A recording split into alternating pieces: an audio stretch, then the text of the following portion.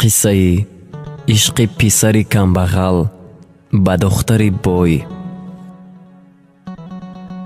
عاشقی درد است که دردمندت می کند و آتش سوزانی او خاکسترت کرده به دریای غمش غرق می گردی و عاقبت پخته و ساخته دیگرت می کند. روز جوان پسری کمبغل در گذرگاه با دوستانش می نشست. جوره ها با هم صحبتی خوش داشتند. ناگاه چشمان جوان پسری کمبغل به دختر می افتد که کمی از آنها دورتر با دوگانه هایش صحبت می کرد. جوان پسری کمبغل با نگاهی پرمهرش خاطر دختر را پریشان می کند. دختر از نگاه پسر چیزی را حس کرده روی خود را به دیگر سو می گرداند. صحبت دوگانه ها به آخر می رسد. دختران با همدیگر خیر و خوش کرده به خانه های خود می روند. جوان پسری کمبغل باشد از پی این دختر با امید آنی که یگان اشاره از جانب او می شود تا در خانه او از قفایش می رود. اما پسر جرأت نکرد که به آن یگان سخن گوید. دختر از عائله ثروتمند بود. قصرهای بلند آشیانه آنها را دیده جوان پسر کمبغل می گوید خدایا من چی کار کرده ایستادم؟ خانه فقیرانه من کجا و این قصر شاهی کجا؟ خلاص جوان پسر به خانه بر می گردد. تمام شب را با خیال شاه دختر روز می کند. دیگر صبر و طاقت نکرده باز در کوچه های نزد حوله شاه دختر گشت و گذار می کند. یگانه آرزوی جوان پسر این بود که بار دیگر شاه دختر را ببیند. دیر نگذشته شاه دختر دو ستیل خالی را برداشته برای آب به کوچه می براید. جوان پسر به او نزدیک می شود و می گوید سلام شاه دختر. وعلیکم السلام. می بخشید از من چی می خواهید؟ چرا دیروز مرا تا خانه من تعقیب کردید؟ جوان می گوید تنها مقصدم این بود که تا ببینم که این دختر کیست و در کجا زندگی می کند. شاه دختر می گوید امروز مقصدتان چیست؟ امروز آمدم تا بگویم که از دیروز این جانب من صبر و قرارم را گم کردم و شبی بخوابی کشیدم و فکر و خیالم پابند چشم شهلای و قامت زیبا و روی گلگونی تو بود. دختر یک تبسم زیبایی کرد و شرمگینانه رویش رو به یک طرف گرداند. اما با تیغ نگاهش که از یک کنج چشمانش جوان را با مهربانی سر تا پا نظاره میکرد، گواهی از حسیات جوابی او در پرده شرم دخترانه اش بود. پسر از این حالت گوارا شاد شد و به نازنین خود آهسته مهربانانه گفت رحمت، من گمان کرده بودم که تو محبت مرا رد میکنی و من کمبغل را ناامید میگردانی. دختر باشد در جواب میگوید در زندگی همه انسانند، بایگری دل محبت است نه مال دنیایی. کمبغل پسر از این جواب دختر خرسند شده عاقله خودم من خوشبختم. پگاه انا در همین وقت در همین جا وا میخوریم گویان دست به قفس سینه‌اش برد و عالی جنابانه سر خم کرد تا پگاه گویان به خانه برگشت. همه ای سرگذشت را به مادر قصه می کند. مادر می گوید پسرم آن دختر را به تو نمی دهند. من خواستگاری نمی روم چون که آنها ثروتمند هستند و مایان فقیر و بینوا. مادر با این سخنها فرزند را دودیله می سازد. جوان پسر گویا در نیمه راه مانده باشد، چیکار کردنش را ندانسته ماند. خود به خود می گفت نمیدونم که حرفی مادرم را گوش کنم یا فرمان دلم را. якчанд рӯз аз хона берун нашуда фикру андеша мекунад, аммо барои ҳалли ин муаммо илоҷе намеёбад. рӯзи дигар ҷавонписару духтари ҳамсоя фарёд мекунад. ҷавонписар ба берун баромада ӯро ба хона даъват мекунад, аммо ӯ мегӯяд: туро дар таги чинори кӯчаи боло ҷавондухтаре интизор мешудааст. боз гуфт ки ҳатман биёяд. ҷавонписар ҳамсоядухтарро гузел карда зуд ба роҳ мебарояд ва ниҳоят то таги чинор мерасад. мебинад ки нозанинаш дар таги чинор танҳо нишастаасту сараш хам. ва побанди хаёли худ ҷавон гуфт: оҳ худоё, ин ҳамон шаҳрдухтар аст. чӣ мегуфта бошад? ҷавон оҳиста оҳиста ба духтар наздик мешавад. ҳарду бо ҳам салом дода ҳолпурсӣ мекунанд. шоҳдухтар гирья мекунад ва мегӯяд: бигӯ, чаро маро дигар диданӣ наомадӣ?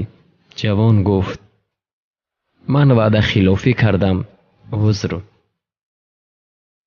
духтар мегӯяд: пас бигӯ, чаро рӯзи дуюм изҳори муҳаббат кардӣ? ҷавон гуфт: оре, ман ошиқи зори ту ҳастам, аммо дасткӯтоҳии ман ба ишқи покам монеа гардидааст. духтар гуфт: ман ҳам ошиқат шудам. пас ҷавонписар ин ҳолатро дида ба ӯ мегӯяд: ман як фақири бенаво ҳастам, падар надорам. падарам дар айёми кӯдакиям вафот карда буд. хонаи маро дидӣ ки дар чӣ ҳол аст? духтар гуфт: ин ҳама молу мулк барои ман ҳеҷ аст. биё то бо ҳам риштаи тақдирамонро пайванд созем. модаратро хонаи мо фирист, то маро хостгорӣ кунад. охир ман розӣ бошам, модару падарам розӣ мешаванд. ҷавон ба гуфтаҳои духтар хуб мегӯяду ба ӯ хайру хуш карда ба хона меояд. ба модар мегӯяд: модарҷон, шумо мехоҳед ки ман хушбахт бошам? модар мегӯяд: охир писарам, ин беҳтарин орзуи ман аст. пас модарҷон, ба хотири ман як бор ба хонаи ҳамон шаҳрдухтар равед. илтимос, модарҷонакам. модар розӣ мешаваду аз мағозаи ҳамсоя кулчаву қанд харида ба дастархон баста ба хонаи шаҳрдухтар меравад. модари шаҳрдухтар ӯро дида аз боғ ба назди дар меояд ва ӯро ба хона даъват мекунад. ҳарду бо ҳам суҳбат мекунанд ва модари ҷавонписар оҳиста оҳиста суханро оғоз мекунад: дугонаҷон, ман як писар дорам. писарам девонавор ошиқи духтаратон шудааст. духтари шумо низ ба писари ман ошиқ шудааст. сабаби омадани ман ҳамин аст ки духтаратонро аз шумо хостгорӣ кунам. бо шунидани ин суханҳо модари духтар дар ғазаб меояду мегӯяд: ту худ кӣ ҳастӣ ки як зани бекасу бечора, фарзандат як беҳунару бекора, шумо лоиқи мо нестед гӯён дастархони модарро ба дасташ дода аз хона берун мекунад. модар гирьякунон ба хона омада ҳамаи воқеаро ба писараш нақл мекунад. писар бо сари хам аз модараш узр мепурсад ва мегӯяд: модарҷон, маро бубахш, гунаҳкор ин манам, на ту. ту ҳақ будаӣ, ман туро бояд маҷбур намекардам. маро бубахш модар, фарзанди гунаҳкоратро бубахш. аз байн як моҳ мегузарад. ҷавон духтарро фаромӯш карда наметавонад. боз дар суроғи духтар мешавад. якчанд рӯз мекӯбад, аммо намеёбад. баъд ӯро аз ҳаққу ҳамсоягонаш мепурсад. яке аз ҳамсояҳо мегӯяд: ин духтаре ки мепурсед, як моҳ пеш ба беморие дучор шуд, то ҳол давояшро пайдо карда натавонистанд. ӯро як моҳ боз дар беморхона хобонданд, то ҳол ягон пешравӣ нест. جوان پسر سراغ بیمارخانه را گرفته زود به آن جا می رود و نهایت او را پیدا می کند. می بیند که حال دختر بد است.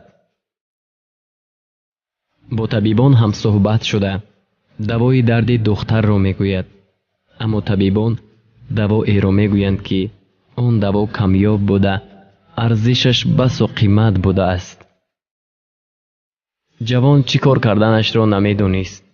در جستجوی راهی حل بود، اما جز به فروختن خانه و دری خود دیگر علاجی نداشت. مادرش را راضی کننده به خانه خاله‌اش می برد. بعد خانه و درش را فروخته پول را به بیمارخانه می آورد.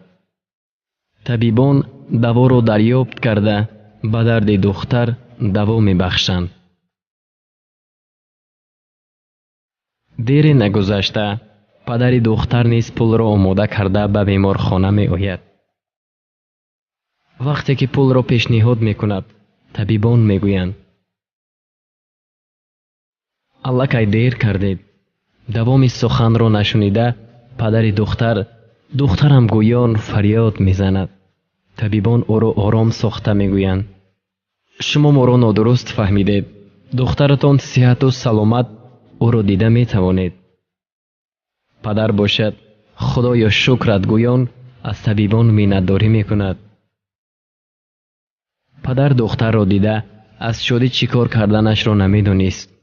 با طبیبان هم صحبت شده می پرسد دوا را چی طور یافتید؟ طبیبان گفتند می بینید همان جوان را.